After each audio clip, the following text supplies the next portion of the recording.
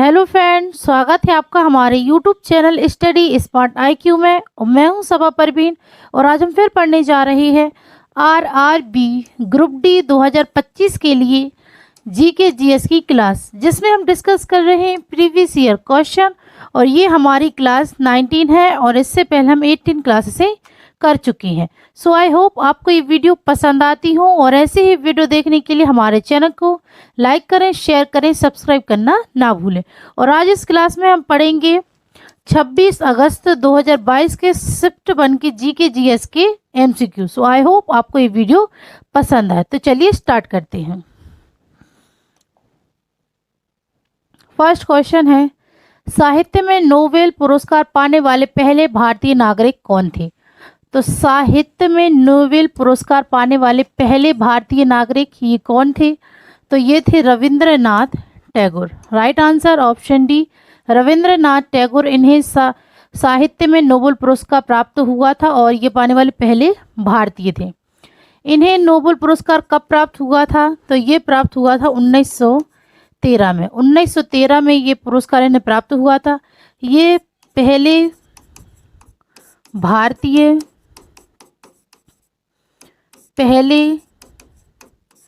गैर यूरोपीय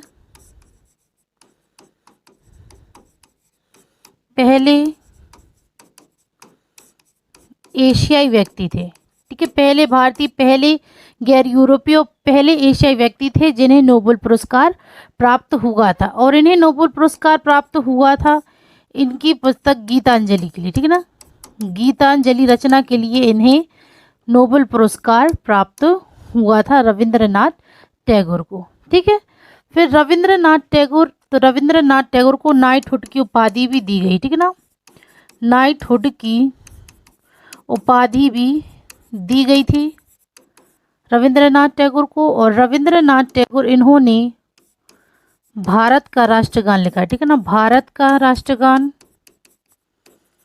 और बांग्लादेश का राष्ट्रगान।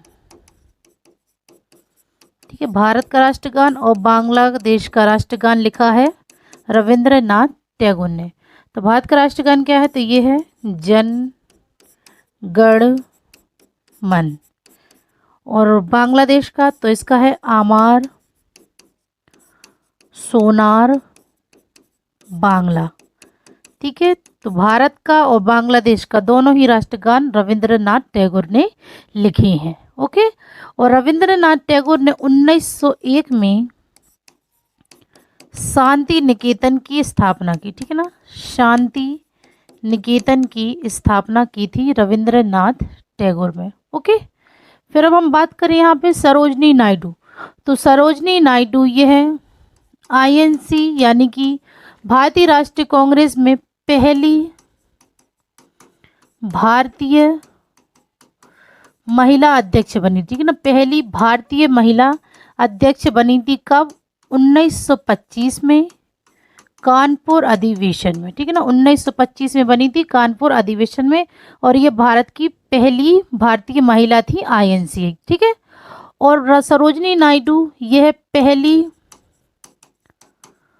महिला राज्यपाल थी। ठीक है ना, भारत की पहली महिला राज्यपाल भी ये बनी थी। कहाँ की? तो ये बनी थी उत्तर प्रदेश की, सरोजनी नायडू। और सरोजनी नायडू को भारत की कोकिला कहा जाता है। ठीक है ना, भारत की कोकिला कहा जाता है सरोजनी नायडू को। फिर है सुली प्रधोमी। तो सुली प्रधोमी यह एक फ्रांसीसी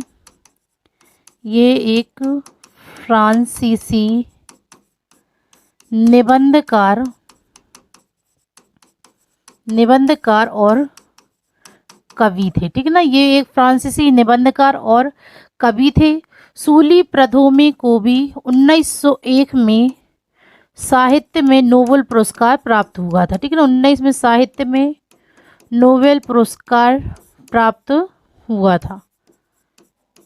ठीक है, फिर बात करें हम स्वामी विवेकानंद। तो स्वामी विवेकानंद इन्हीं नरेंद्र नाथ दत्त के नाम से भी जाना जाता है। ठीक है ना, स्वामी विवेकानंद को नरेंद्र नाथ दत्त के नाम से जाना जाता है। और स्वामी विवेकानंद इन्होंने 1897 में रामकृष्ण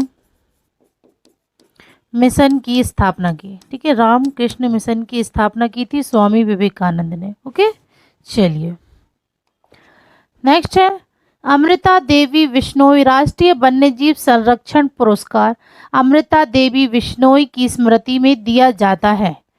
उन्होंने किन पेड़ों को बचाने के लिए और कहाँ जीवन बलिदान कर दिया?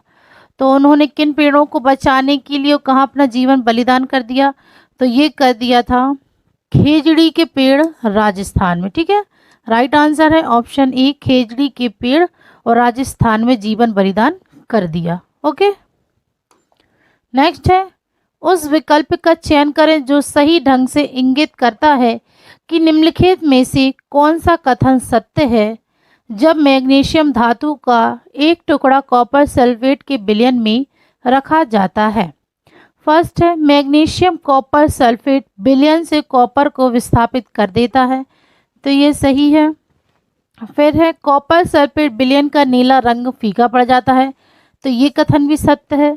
फिर है मैग्नीशियम के टुकड़े पर तांबे की धातु का लाल भूरा जमाव बनता है, तो ये भी कथन सत्य है। तो ये तीनों ही सही है, तो राइट आंसर होगा ऑप्शन सी 1, 2 और 3। ओके, नेक्स्ट है मार्च 2022 में कौन सी राज्य विधानसभा कागज रहित बनने के लिए राष्ट्रीय ई विधान एप्लीकेशन कार्यक्रम को लागू करने वाली पहली विधानसभा बन गई है? तो कौन सी राज्य विधानसभा कागज रहित बनने के लिए राष्ट्रीय ई विधान एप्लीकेशन कार्यक्रम को लागू करने वाली पहली विधानसभा बन गई? तो ये बन गई है नागालैंड। ठीक है ना, नागालैंड राज्य की विधानसभा। Right answer option D. Next है किस कबड्डी टीम ने 3 बार की चैंपियन पटना पायरेट्स को हराकर पहली बार प्रो कबड्डी लीग 2022 का खिताब जीता? तो किस कबड्डी टीम ने 3 बार की चैंपियन पटना पायरेट्स को हराकर पहली बार प्रो कबड्डी लीग 2022 का खिताब जीता था? तो ये जीता था दबंग दिल्ली ने। Right answer option A, Dabang Delhi. Next है न्यूलैंड के अष्टक नियम के अनुसार बेरिलियम के गुण के समान है? तो न्यूलैंड के अष्टक नियम के अनुसार बेरिलियम के गुण के समान है मैग्नीशियम। राइट आंसर ऑप्शन ए। नेक्स्ट है निम्नलिखित में से कौन सा गुण कार्बन द्वारा प्रदर्शित या दर्शाया नहीं जाता है? तो कौन सा गुण कार्बन द्वारा प्रदर्शित या दर्शाया नहीं जाता है? तो ये है धात्विक गुणधर्म। राइट आंसर ऑप्शन बी, धात्विक गुणधर्म। नेक्स्ट है centre for cellular and molecular biology, Venus bio product और हैदराबाद विश्वविद्यालय द्वारा संयुक्त रूप से विकसित कोविड-19 का उपचार करने वाली पहली स्वदेशी दवा इनमें से कौन सी है? तो कोविड-19 का उपचार करने वाली पहली स्वदेशी दवा इनमें से कौन सी है?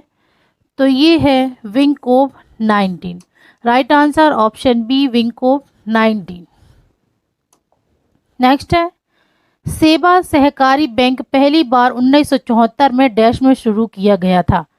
तो सेवा सहकारी बैंक पहली बार 1974 में शुरू किया गया था, तो ये किया गया था अहमदाबाद में। Right answer option B. Next है ब्रह्मपुत्र द्वारा निर्मित विश्व की सबसे बड़े नदी रेखा द्वीप की पहचान कीजिए। तो ब्रह्मपुत्र द्वारा निर्मित विश्व के सबसे बड़े नदी रेखा द्वीप की पहचान ये है माजुली द्वीप। Right answer option C, Majuli द्वीप।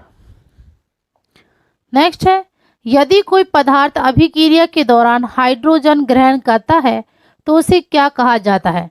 तो यदि कोई पदार्थ अभिक्रिया के दौरान हाइड्रोजन ग्रहण करता है तो उसे अपचयित कहा जाता है। Answer B, अपचयित। नेक्स्ट है निम्नलिखित में से कौन सा भारतीय रिजर्व बैंक द्वारा उपयोग किया जाने वाला ऋण नियंत्रण का गुणात्मक साधन है? तो कौन सा भारतीय रिजर्व बैंक के द्वारा उपयोग किया जाने वाला ऋण नियंत्रण का गुणात्मक साधन है? तो ये है नैतिक उकसाव। राइट आंसर ऑप्शन ए, नैतिक उकसाव। नेक्स्ट है उत्पन्न अपशिष्ट की मात्रा को कम करने के लिए पुनर्चक्रण सर्वोत्तम तरीकों में से एक है। इससे कुछ लाभ नीचे दिए गए हैं, निम्नलिखित में से कौन सा पुनर्चक्रण का लाभ नहीं है? तो इनमें से कौन सा पुनर्चक्रण का लाभ नहीं है ये हमें बताना है। पहला है, यह गड्ढों की भराई में भेजे जाने वाले कचरे को कम करता है, तो ये तो सही है। फिर है, ये इसका लाभ है मतलब। फिर है, यह आर्थिक लाभ का है क्योंकि यह नौकरियां पैदा करता है, तो ये भी लाभ है। फिर यह महंगा है और ऊर्जा का उपयोग करता है, तो ये लाभ नहीं है। यह प्रदूषण को करता है, तो ये भी लाभ है। राइट आंसर होगा ऑप्शन सी, यह महंगा है और ऊर्जा का उपयोग करता है। तो इनमें से पुनर्चक्रण का ये लाभ नहीं है। ओके नेक्स्ट है, बड़े पौधों एवं वृक्षों के कठोर तने में उत्पन्न गैसीय अपशिष्ट उत्पादों को संयंत्र द्वारा किस प्रकार हटाया जाता है? तो बड़े पौधों एवं वृक्षों के कठोर तने में उत्पन्न गैसीय अपशिष्ट उत्पादों को संयंत्र द्वारा किस प्रकार हटाया जाता है? तो इसे हटाया जाता है बाथ रंध्रों के माध्यम से। राइट आंसर ऑप्शन ए, बाथ रंध्रों के माध्यम से। नेक्स्ट है, अगस्त 2021 में प्रकाशित फोर्ब्स डेटा के अनुसार निम्नलिखित में से कौन सी भारतीय भाषा दुनिया में तीसरी सबसे अधिक बोली जाने वाली भाषा है? तो अगस्त 2022 में प्रकाशित फोर्ब्स डेटा के अनुसार कौन सी भारतीय भाषा दुनिया में तीसरी सबसे अधिक बोली जाने वाली भाषा है? तो ये है Hindi. Right answer option D, Hindi. यह दुनिया में तीसरी सबसे अधिक बोले जाने वाली भाषा है। ओके नेक्स्ट है, 14वीं राष्ट्रीय व्हीलचेयर तलवारबाजी चैंपियनशिप 2021-22 25 से 27 फरवरी 2020 के बीच कहाँ आयोजित की गई थी? जो 14वीं राष्ट्रीय व्हीलचेयर तलवारबाजी चैंपियनशिप ये कहाँ आयोजित की गई थी? तो यह की गई थी असम में, नहीं सॉरी, ये की गई थी उड़ीसा में। ओके ये उड़ीसा में की गई थी। राइट आंसर है ऑप्शन बी, उड़ीसा। नेक्स्ट है, किस अणु को कोशिका की ऊर्जा मुद्रा कहा जाता है? तो किस अणु को कोशिका की ऊर्जा मुद्रा कहा जाता है? तो ये कहा जाता है ATP. Right answer option D. Next है, श्वेत प्रकाश की एक किरण कांच के प्रिज्म की अपवर्तक सतह AB पर आपतित होती है और दूसरी अपवर्तक सतह AC से बाहर निकलती है। निम्नलिखित कथनों पर विचार कीजिए। पहला कथन है, श्वेत प्रकाश के विभिन्न रंगों के लिए सतह AB पर अपवर्तन का कोण अलग अलग होता है, तो यह कथन सही है। फिर है, सतह AC पर अपवर्तन का कोण विभिन्न रंगों के लिए समान है, तो यह गलत है। तो इसका राइट आंसर होगा ऑप्शन ए, केवल ए। नेक्स्ट है, नीचे दिए गए कथनों पर विचार कीजिए और सही उत्तर की पहचान कीजिए। पहला कथन है, घार्ण सूचक एक ऐसा पदार्थ है जिसकी गंध इस बात पर निर्भर करती है कि यह अम्लीय या क्षारकीय विलयन के साथ मिलाया गया है या नहीं। फिर है दूसरा कथन, प्याज, लौंग का तेल और वेनिला सत कुछ घार्ण सूचकों के उदाहरण हैं, तो ये दोनों कथन सत्य है। तो राइट आंसर होगा ऑप्शन सी, दोनों कथन सत्य है। नेक्स्ट है, औद्योगिक नीति संकल्प 1956 के संदर्भ में निम्नलिखित में से कौन सा कथन सही है? पहला है, अनुसूची ए में विशेष रूप से राज्य के स्वामित्व वाले उद्योग शामिल हैं, तो यह कथन सही है। फिर है, अनुसूची बी में लघु उद्योग शामिल है, तो यह गलत है। फिर है, अनुसूची सी में शेष उद्योग शामिल है, तो यह सही है। तो राइट आंसर है ऑप्शन बी, केवल 1 और 3। नेक्स्ट है, निम्नलिखित में से कौन सा गुणधर्म चुंबकत्व के लिए एक निश्चित परीक्षण है? आकर्षी गुणधर्म, प्रतिकर्षी गुणधर्म, निर्देशक गुणधर्म। तो इस गुणधर्म चुंबकत्व के लिए एक निश्चित परीक्षण है आकर्षी गुणधर्म और प्रतिकर्षी गुणधर्म। तो राइट आंसर है ऑप्शन ए, दोनों 1 और बी। नेक्स्ट है, गांधी जयंती हर साल 2 अक्टूबर को राष्ट्रीय त्योहार के रूप में मनाई जाती है। महात्मा गांधी की 150वीं जयंती किस वर्ष थी? तो महात्मा गांधी की 150वीं जयंती किस वर्ष थी? तो यह थी 2019।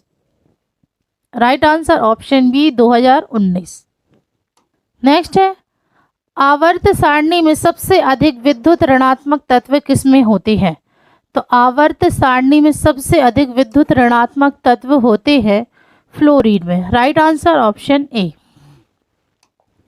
नेक्स्ट है, किसी क्षेत्र को शहरी क्षेत्र घोषित करने के लिए कौन सा कारक मापदंड नहीं है? तो किसी क्षेत्र को शहरी क्षेत्र घोषित करने के लिए कौन सा कारक मापदंड नहीं है?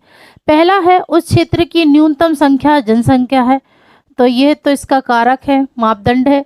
फिर है उस क्षेत्र की कम से कम 75% पुरुष आबादी गैर कृषि व्यवसाय में लगी हुई है, तो यह भी सही है। फिर है उस क्षेत्र का जनसंख्या का घनत्व कम से कम 400 व्यक्ति प्रति वर्ग किलोमीटर, तो यह भी सही है। फिर है उस क्षेत्र की कम से कम 60% आबादी गरीबी रेखा से ऊपर हो, तो यह मापदंड नहीं है।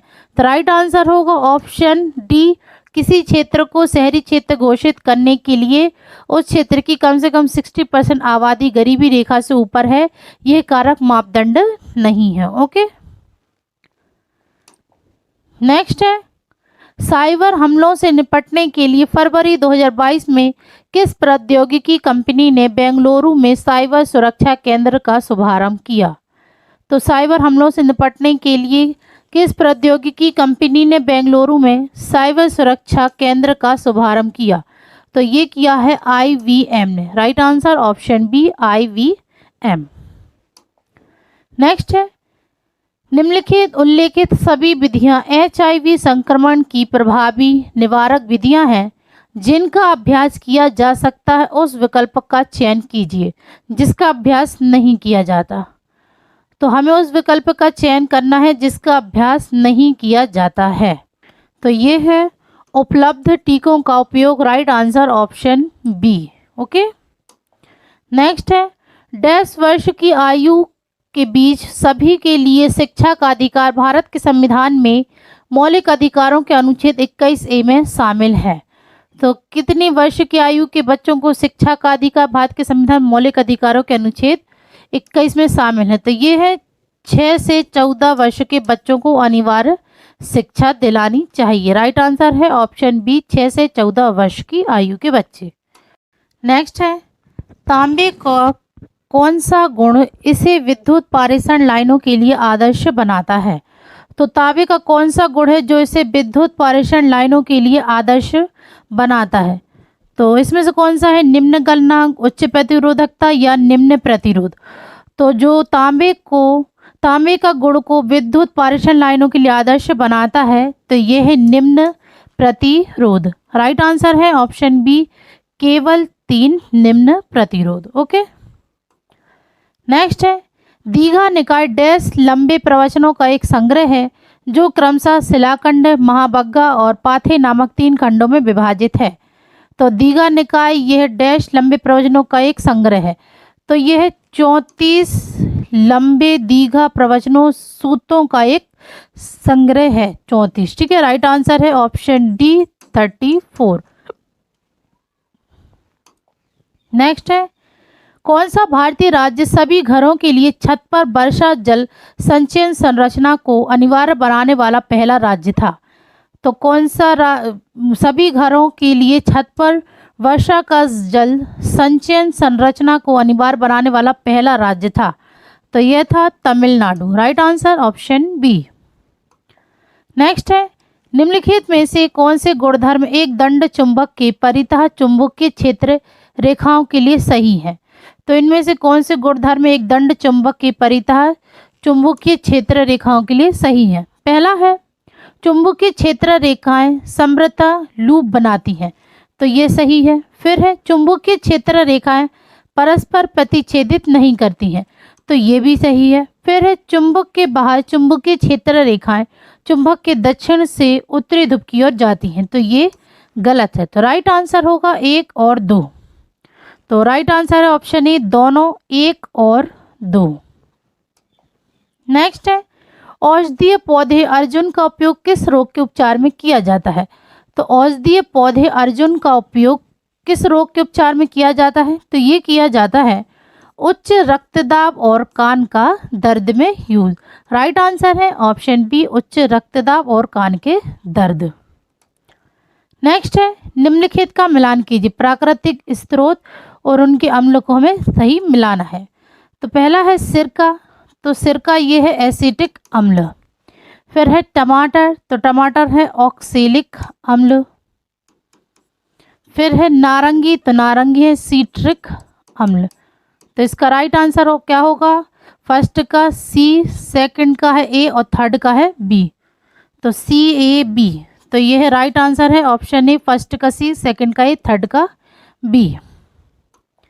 नेक्स्ट है, जुलाई 2022 तक प्राप्त जानकारी के अनुसार सामाजिक क्षेत्र की किस संगठन का विजन और मिशन हर बच्चा स्कूल में और बेहतर शिक्षण है?